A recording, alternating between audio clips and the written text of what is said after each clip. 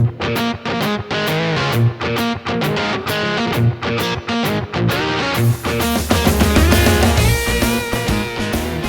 y bienvenido, mi nombre es Javier Rodríguez, soy ingeniero de Soyo y vamos a comenzar un curso de programación con Soyo. ¿Por qué Soyo? Porque es un entorno de desarrollo que te permitirá crear aplicaciones 100% nativas tanto para escritorio, es decir, para sistemas operativos Windows, MacOS, Linux, como también para la web, para dispositivos iOS, lo que incluye tanto los iPhone como los iPad, también para la Raspberry Pi y en el futuro próximo también podrás hacerlo para Android. Todo ello utilizando un mismo entorno de desarrollo compuesto por un IDE, es decir, la aplicación que vamos a utilizar para diseñar nuestros programas y soluciones, y también un mismo lenguaje de programación que se llama Soyo. Este lenguaje de programación es moderno, potente, fácil de aprender, como podrás comprobar a lo largo del curso, y orientado a objetos, lo que significa que nos dará una tremenda flexibilidad en cuanto a reutilización de aquel código que escribamos para volver a emplearlo en el desarrollo de todo tipo de aplicaciones que queramos crear. ¿Cómo empezamos este curso? Pues por el principio. Y el principio no es otro sino descargar Soyo.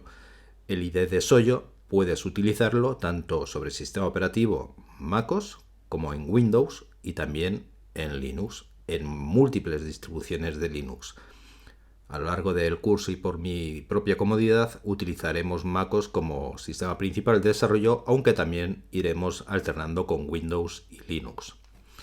Por lo tanto, el procedimiento para descargarlo e instalarlo es dirigirte a soyo.com y verás que ya en la pantalla de inicio, en la parte superior del menú, podrás ver el menú de descarga que te dará acceso a la opción para descargar el IDE, lo que es Soyo propiamente dicho, en tu equipo y instalarlo simplemente con arrastrar y soltar en MacOS o bien mediante el instalador proporcionado tanto en Windows como en Linux.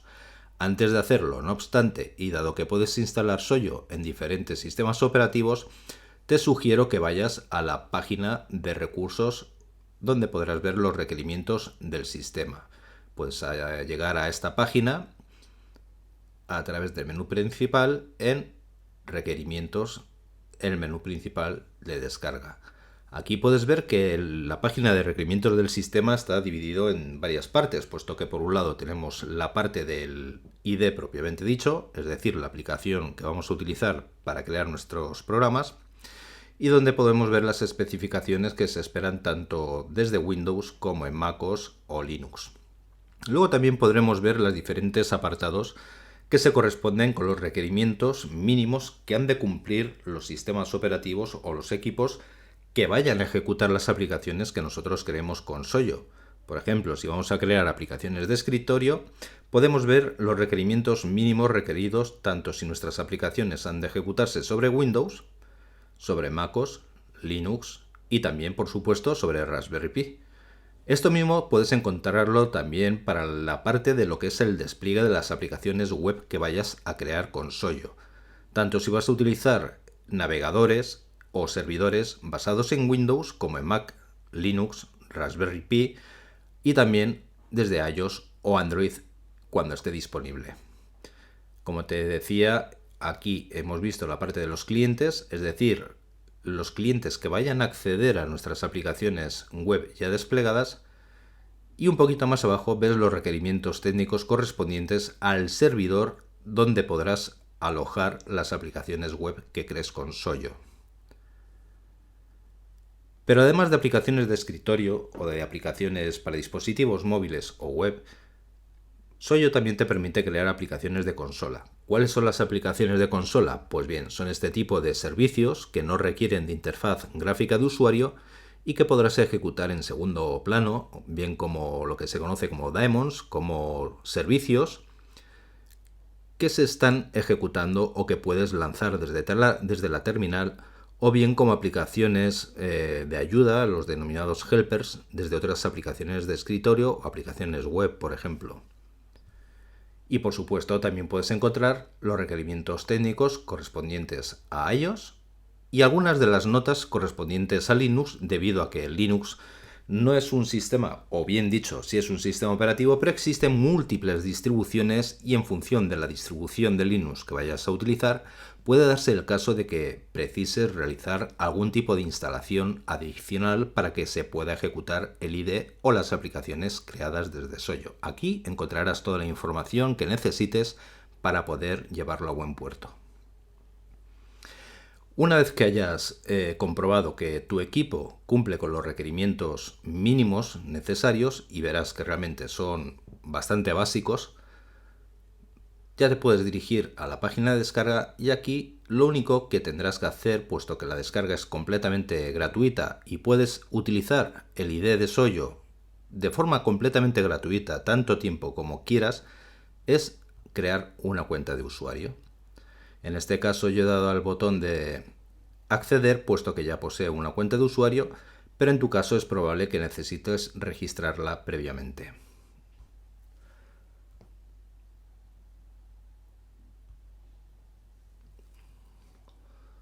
Una vez que ya hayamos creado nuestra cuenta de usuario y hayamos accedido, ya podremos iniciar la descarga para el sistema operativo. Automáticamente intentará detectar el sistema operativo sobre el que se está ejecutando el navegador, con lo cual será la opción que te muestre por omisión, pero también puedes elegir la descarga para cualquiera de los demás sistemas operativos soportados.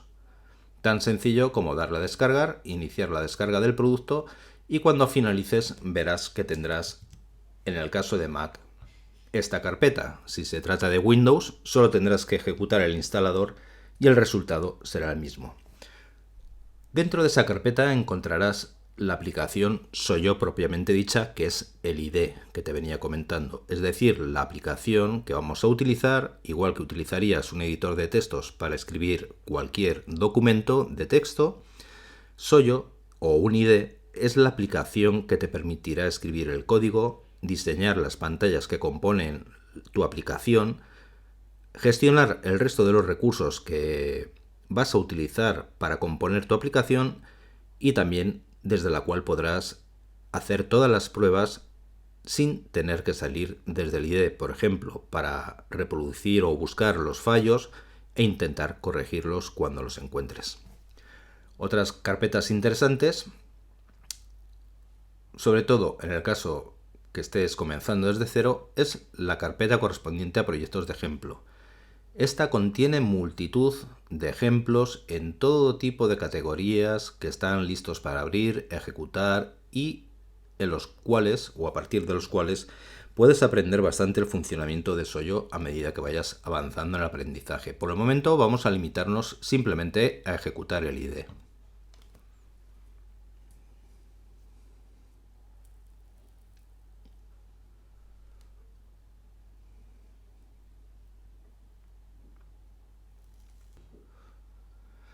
Una vez que se ejecuta el ID, la primera pantalla que podrás comprobar es la de comenzando.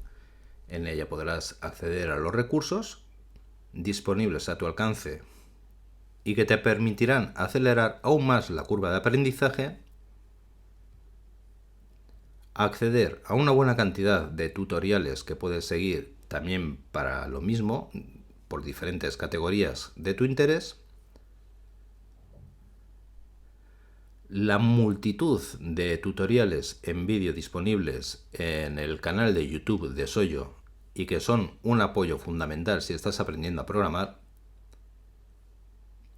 así como el acceso a la mencionada carpeta de ejemplos, código de ejemplo o bien al sitio web de documentación que recoge todo, absolutamente todo lo que puedes hacer con Soyo. Es decir, lo que se conoce como un framework o funcionalidades disponibles desde Soyo, lo que significa que no tendrás que volver a programarlas tú mismo para aprovechar o realizar una acción o utilizar una característica determinada. Cuando cerramos esta pantalla se nos presenta el selector de proyecto. Aquí puedes ver que puedes elegir ya directamente entre si quieres elegir una aplicación de escritorio, una aplicación web, una aplicación de consola, una aplicación para iOS, o bien acceder a los últimos proyectos con los que hayas trabajado, una serie de plantillas que puedes utilizar para acelerar el desarrollo de aplicaciones similares, o bien el acceso directo a la carpeta de ejemplos que te comentaba anteriormente y que puedes ir explorando para ver todo aquello que en un momento dado puede ser de tu interés o te interesa aprender de forma específica. Solo tienes que abrir el proyecto, ejecutarlo y posteriormente estudiar el código para ver cómo se ha hecho. En este caso vamos a utilizar una aplicación de escritorio. Damos nombre al ejemplo o a lo que es el proyecto y cuando pulsamos OK, Soyo creará en el IDE una estructura base de nuestra aplicación que podremos utilizar como punto de partida. Vemos que el IDE está compuesto inicialmente por una serie de elementos bien diferenciados. En la parte izquierda encontrarás lo que se denomina como navegador de proyecto.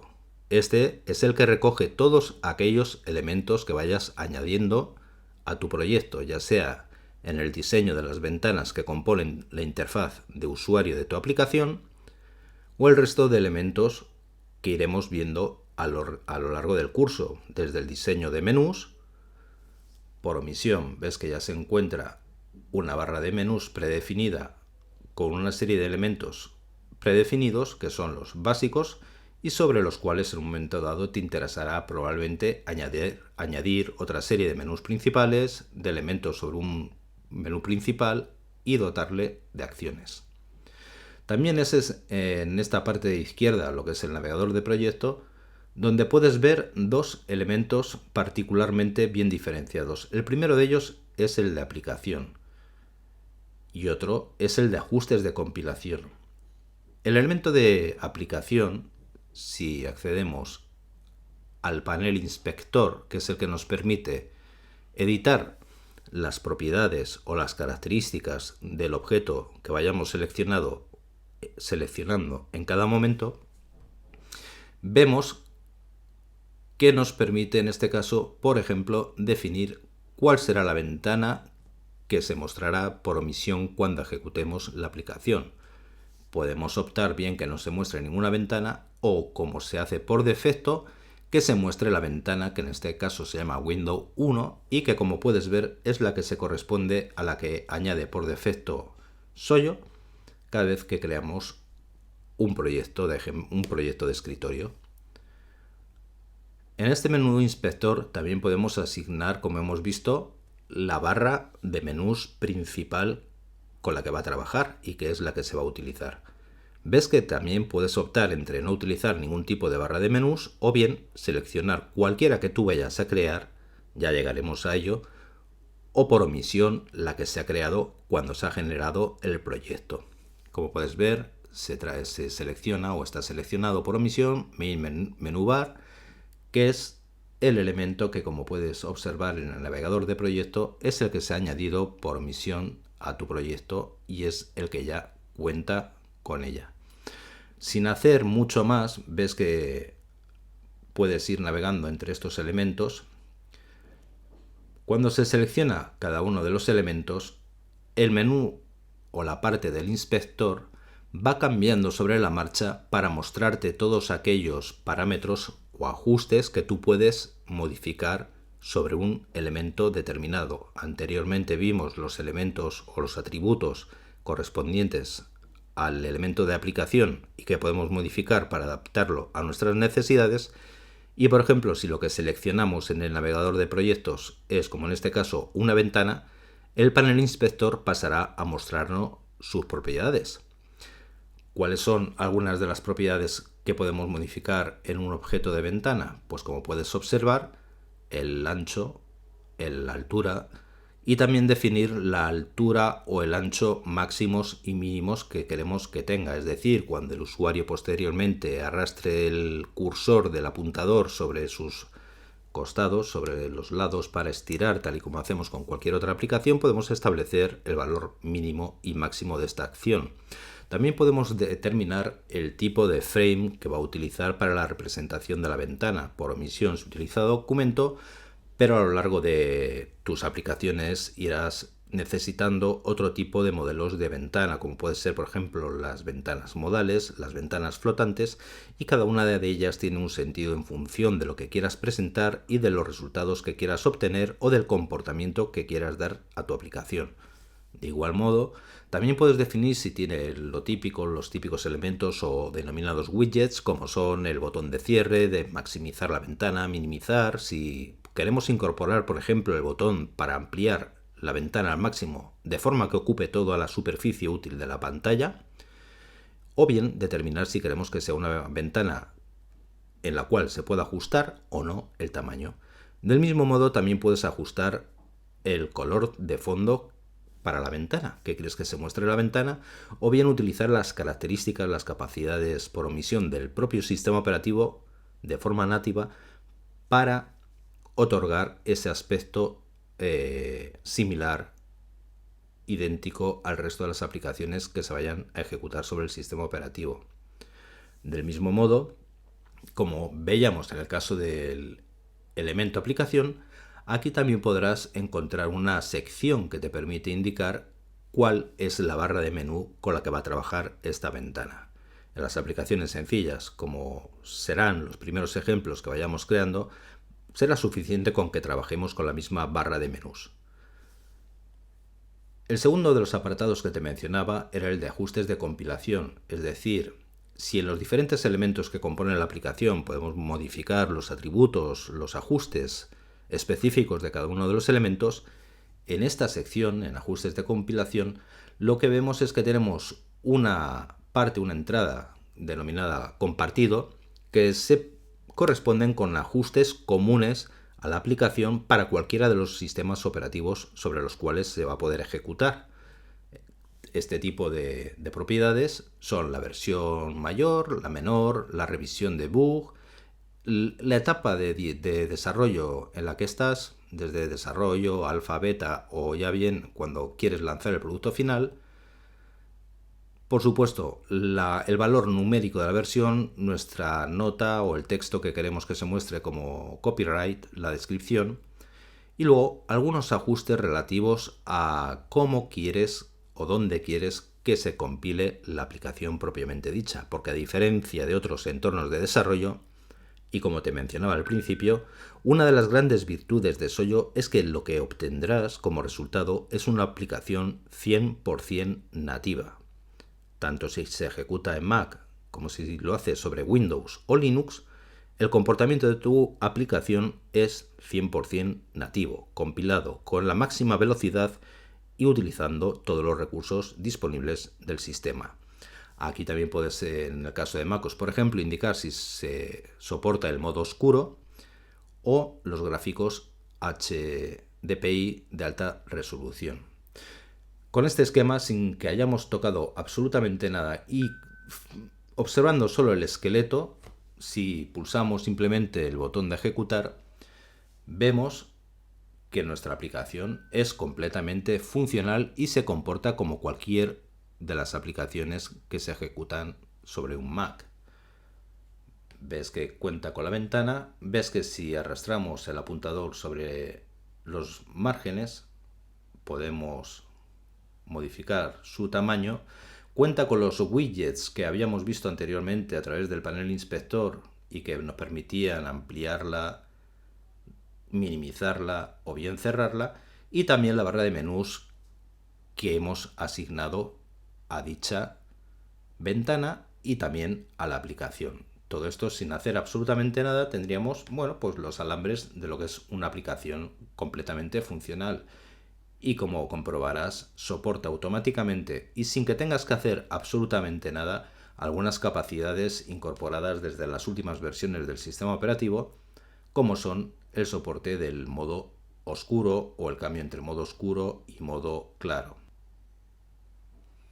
Por ejemplo, si modificamos a las preferencias, ves que ahora mismo estamos trabajando en modo oscuro, si activamos el modo claro, nuestra aplicación cambia automáticamente mostrando su interfaz de usuario. En este caso, la interfaz de usuario es únicamente la ventana que venía por predefinida para aplicar ese esquema de color. Si cambiamos al modo oscuro, pues hará lo propio y se adaptará al modo oscuro. Nada mal, teniendo en cuenta que todo lo que hacemos es ejecutar el alambre, por así decir, de la aplicación que se crea por omisión cada vez que generamos un nuevo proyecto.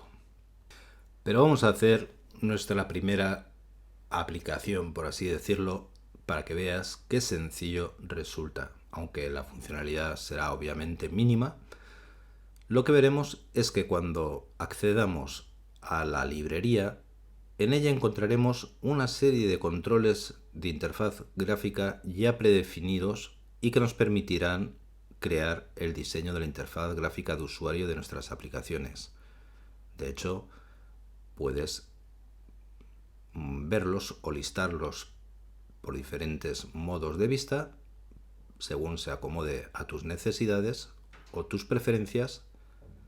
Y lo interesante es que cuando pasas el cursor sobre cualquiera de estos controles gráficos de interfaz de usuario, verás en la parte inferior una descripción que ya de entrada te permite saber cuál es la funcionalidad. Por ejemplo, en un botón por defecto, un botón de cancelación o un botón genérico que puedas utilizar para cualquier otro tipo de acción.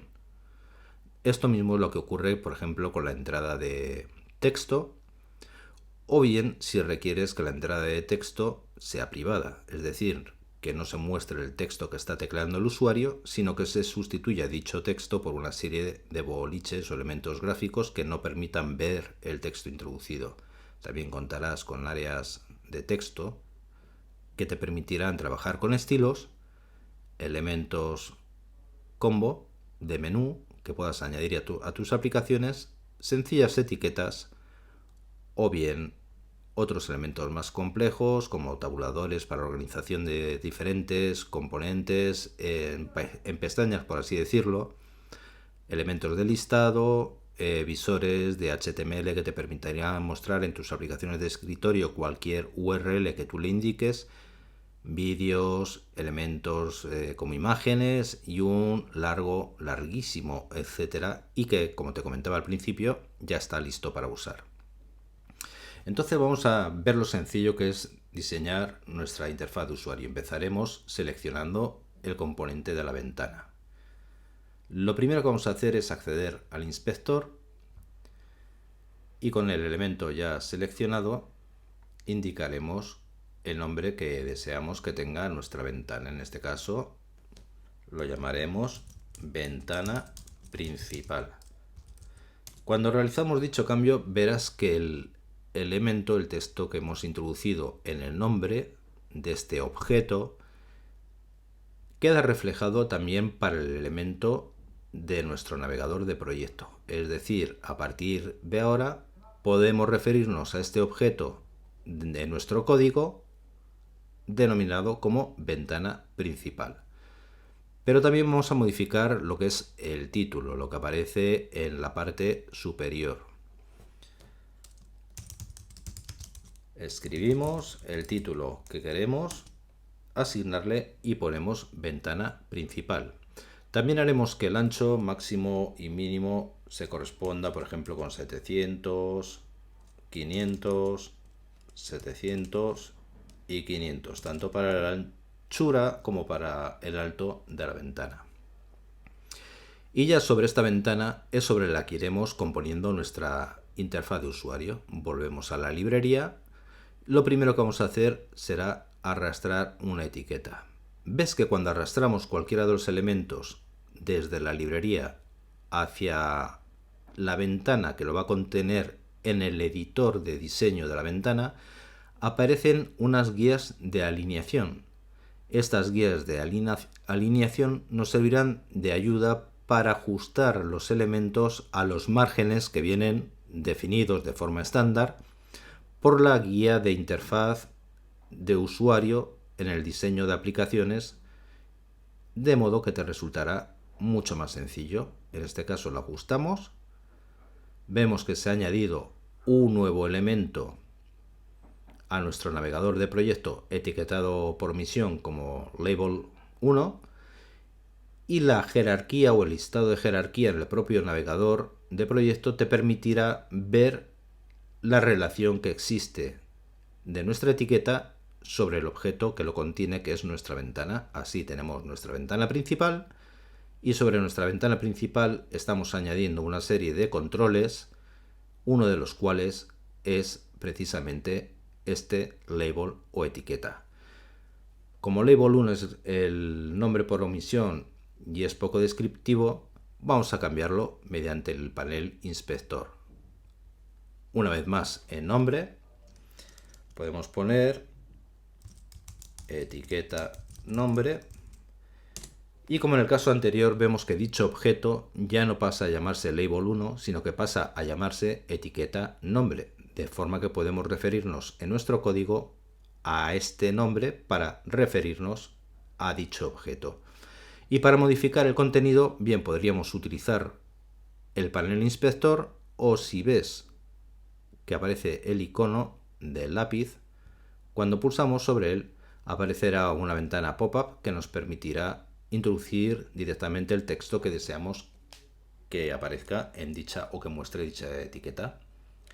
Por ejemplo, en este caso sería introduce tu nombre. Vemos que el texto que hemos introducido ocupa más que el espacio asignado para el control por omisión. Si queremos ajustarlo, solo tenemos que utilizar lo que son los controles, son los manejadores de tamaño, arrastramos de él y ves que se va ajustando el tamaño. Lo dejaremos en este caso ahí. A continuación volvemos a nuestra librería y en este caso vamos a añadir un control para que el usuario pueda introducir texto. Este sería el text field. Arrastramos text field. Como en el caso anterior, vemos que una vez que lo situamos sobre la ventana aparecen estas guías de alineación que nos permitirán alinearlo perfectamente con respecto al resto de los objetos que ya contiene la ventana y la propia ventana, y procedemos a hacer la misma operación en el inspector. Cambiamos el nombre por omisión y pondremos, por ejemplo, nombre text field, para saber que se trata de un text field que aceptará la introducción de un nombre. En este caso no vamos a molestarnos en modificar ningún otro ajuste dentro de las ventanas de propiedades. Si bien podríamos ajustar el color del texto, podríamos indicar que acepte la pulsación de la tecla tabulador como entrada del texto a introducir.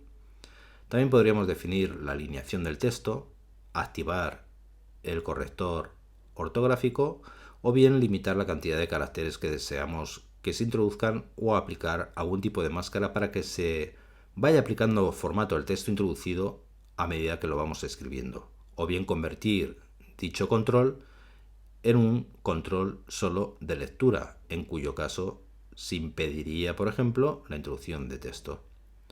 También vemos en el estado inicial algunos datos como son el value o el hint. ¿Qué es el hint? Pues el hint es el texto indicativo que te da unas pistas y que aparecerá dibujado sobre el propio control si así lo deseamos. Por ejemplo, si ponemos por favor, introduce tu nombre, vemos cómo este se dibuja en un modo más difuminado sobre el propio control, y cuando ejecutemos nuestra aplicación será un indicativo de lo que nosotros esperamos que el usuario introduzca en dicho control. Luego también teníamos el otro, que es el valor. Por ejemplo, si queremos dar un valor por omisión, podríamos indicarlo aquí. Y este sería el valor que aparecería. Como observas, cuando un control tiene un valor, lógicamente desaparece el texto que habíamos asignado como hint o pista de lo que deseamos que aparezca. Para dejar el hint, borramos el valor y este vuelve a recuperar y a mostrar el hint. El último de los elementos que vamos a añadir a nuestra interfaz de usuario es un botón, y en este caso elegiremos el botón de acción, que es el que viene activado por omisión, y esto significa que al estar activado por omisión bastaría con que el usuario pulsase la tecla de retorno para que se ejecutase su acción. Volvemos al inspector, vamos a darle un nombre. Y como en los casos anteriores, ves que a medida que se van añadiendo estos controles sobre el diseño de la ventana, estos figuran en la jerarquía de controles dentro de nuestra ventana principal, es decir, el navegador de proyecto, nos va a mostrar en todo momento todos los elementos que nosotros estamos añadiendo al proyecto que estamos creando. Si ejecutamos en este instante la aplicación, veremos que funciona y que se muestra tal y como hemos diseñado nuestra ventana, pero efectivamente no hace absolutamente nada. Si pulsamos el botón no hace nada. Evidentemente, si escribimos un nombre,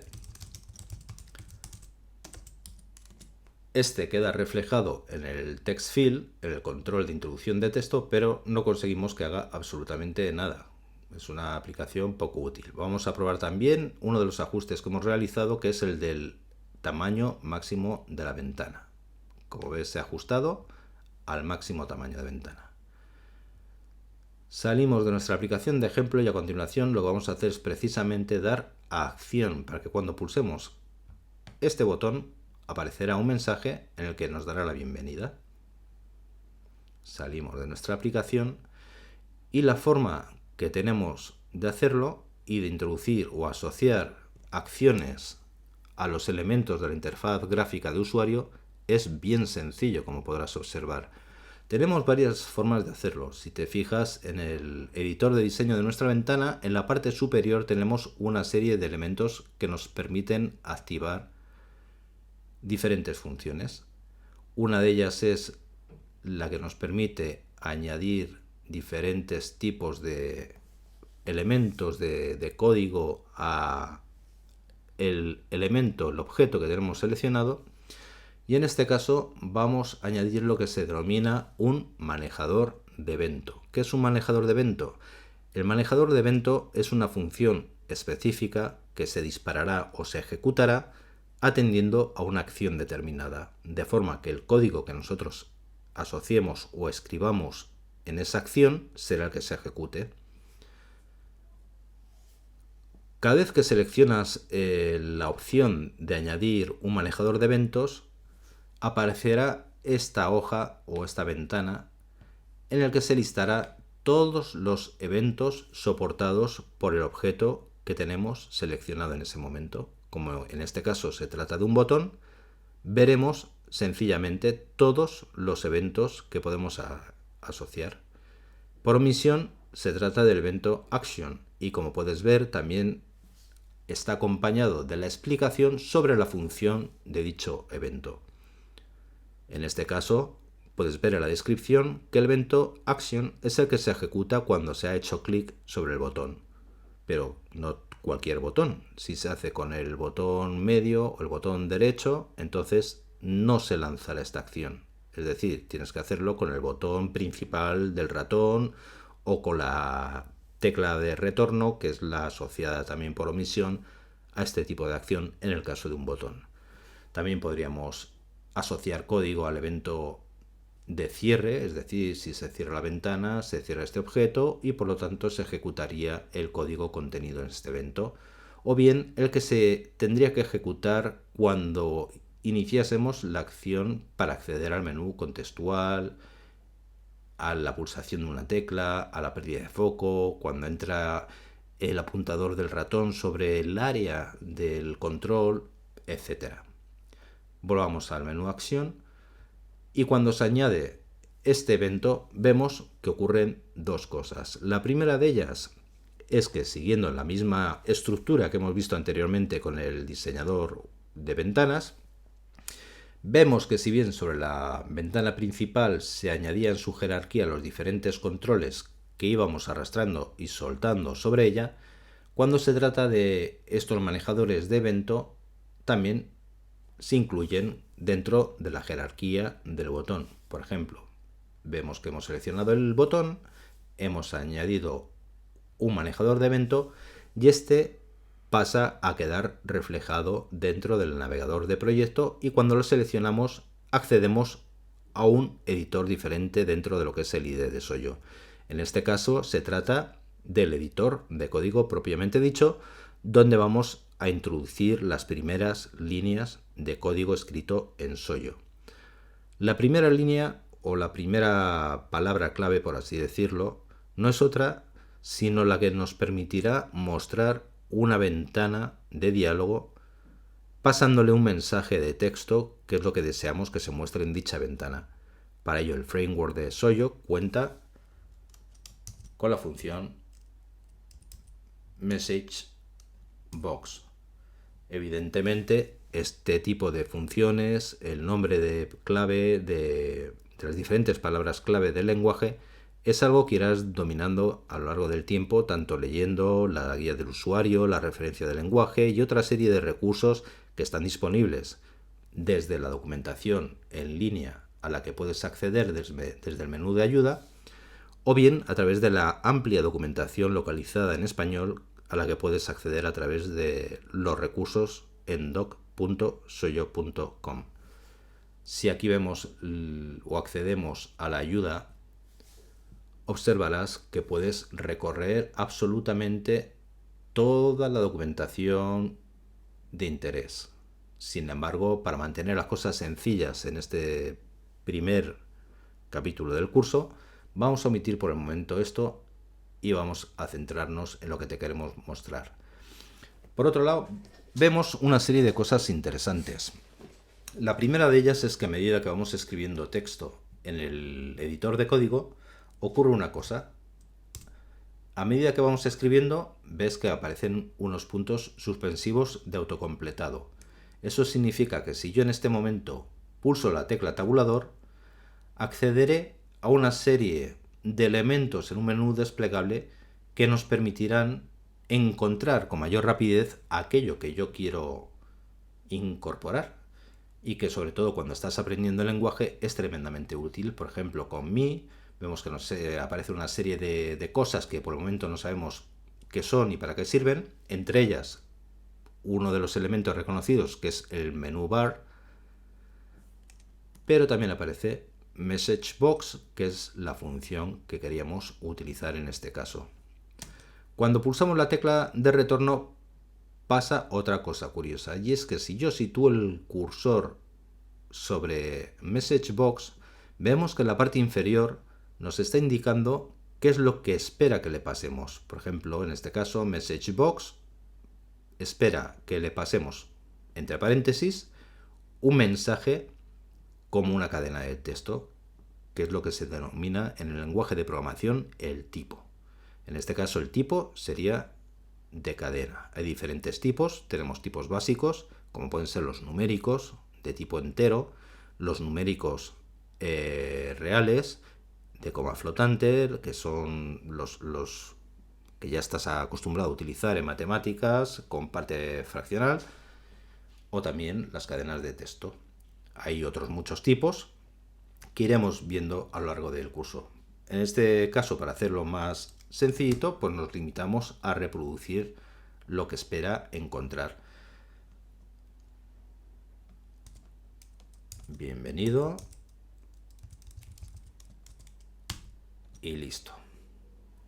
Con esto ya habríamos cumplido lo que él espera recibir, esta función. Pero si queremos profundizar sobre lo que significa MessageBox, cómo funciona, cuáles son sus características, pues entonces podemos acceder a través del menú contextual, es decir, pulsando el botón derecho del ratón, a la ayuda específica para esta función. Cuando la activamos, volveremos a nuestro elemento, a la ventana de ayuda, ya con MessageBox seleccionado, y aquí podemos ver una descripción detallada de su uso en cualquiera de las plataformas soportadas.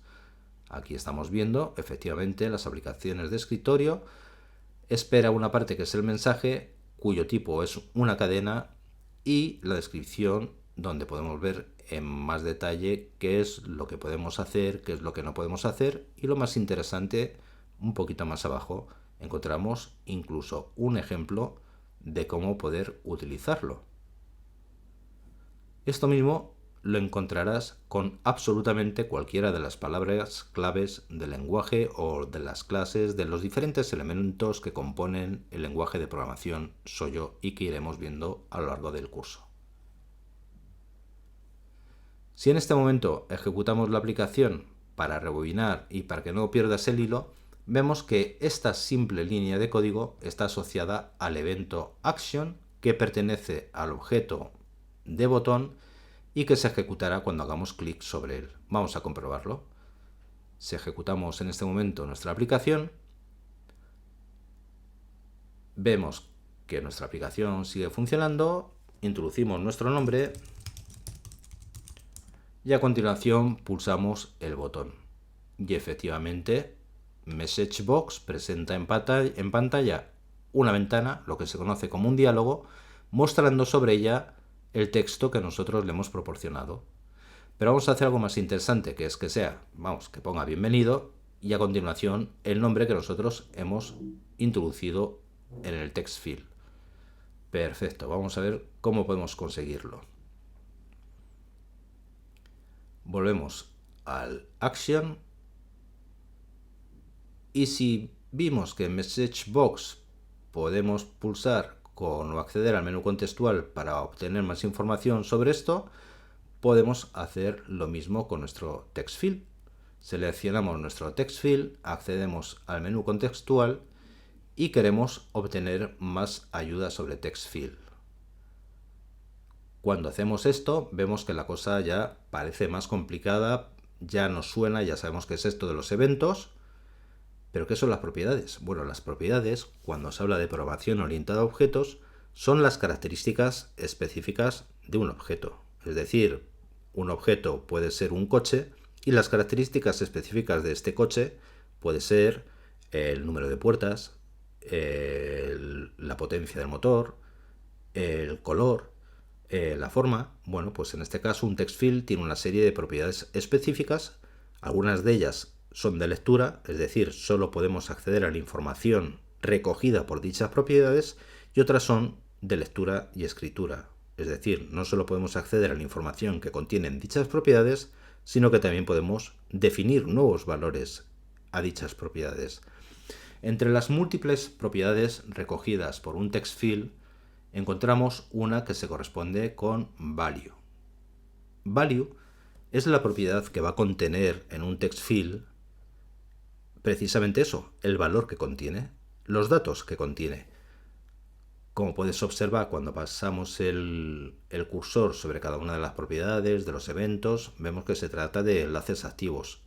Si pasamos sobre value, podemos hacer clic sobre él para acceder a la información específica de dicha propiedad, es decir, cómo podemos trabajar con dicha propiedad del text field. Pues aquí lo obtenemos. Cuando se trata o lo vamos a utilizar en su forma de escritura, entonces la forma es la siguiente: cualquier text field punto value igual el nuevo valor. Y cuando se trata en su modo de lectura sería al contrario, definimos un valor de tipo string al que le asignamos la propiedad value de cualquier text field. Y como siempre encontramos en la parte inferior los ejemplos correspondientes. Aquí se está asignando a la propiedad value del text field una cadena vacía, es decir, se eliminarían todos sus contenidos, y en este caso podríamos utilizar otras propiedades como son el inicio, final de la selección, etc. Armados con esto ya sabemos cómo acceder a lo que nosotros hemos introducido en este text field. Y ya sabemos que nuestro text field en este caso se llama nombre text field. Pues armados con esto, volvemos al evento Action, al editor de código, y queremos añadir a esto el valor introducido en dicho text field. Bien, a continuación la pregunta sería: ¿cómo podemos añadir una cadena de texto a otra cadena de texto? ¿Qué sería esta? Pues si con los números utilizamos el operador de suma, en Sollo, cuando quieras concatenar o añadir una cadena sobre otra, también utilizamos el operador de suma. Tan sencillo como utilizar el operador de suma, es decir, tenemos una cadena de texto a la que deseamos añadir otra cadena de texto. ¿Y cuál es esa cadena de texto que deseamos añadir? Pues ya sabemos que lo que queremos es añadir la cadena de texto correspondiente al valor que se guarda dentro de nuestro text field, que se llama nombre text, y si damos al tabulador nos lo resuelve automáticamente el IDE, con lo cual solo tenemos que confirmarlo y se autocompletará. Nombre TextField es un elemento, es un objeto y, como hemos visto, tiene múltiples propiedades. Cuando trabajamos con objetos, con diferentes elementos, ¿cómo podemos acceder a cada una de las propiedades que contiene? Bueno, pues esto es lo que se conoce en lenguaje de programación como notación por punto, y que está presente también en muchísimos otros lenguajes de programación, desde JavaScript, PHP, Swift, infinidad de ellos, o C++. Entonces lo que hacemos es, a continuación o siguiendo con el nombre de nuestro objeto, pulsamos punto, y si en este momento pulsamos la tecla tabulador, vemos que aquí lo que podemos acceder es a toda la serie de propiedades que están accesibles para dicho objeto, y entre ellas figura precisamente la que nos interesa, value. La seleccionamos y si ponemos el cursor sobre value, vemos en la parte inferior que efectivamente nos devuelve un string, es decir, una cadena.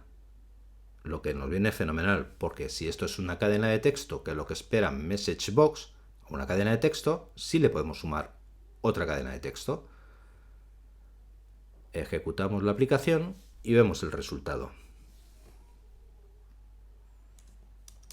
Introducimos nuestro nombre, pulsamos el botón y vemos que aparece el diálogo, pero efectivamente cuando sumamos una cadena de texto con otra cadena de texto, esto se toma de forma literal. Una cadena de texto era bienvenido y a continuación añade el valor que hemos recuperado de la propiedad value de nuestro TextField. Queremos darle un poquito de formato, podríamos poner un espacio o bien podemos separarlo mediante retornos. ¿Cuál es la forma de hacerlo para poder separarlo mediante retornos? Bueno, pues para ello el lenguaje de programación tiene lo que se conoce como una serie de constantes predefinidas que puedes utilizar y que en este caso es end of file. Si ponemos end of line, vemos que se autocompleta y que también es de tipo texto. Por supuesto, un final de línea es texto. End of line. Y a continuación lo sumamos. Volvemos a ejecutar nuestro código. Introducimos el nombre.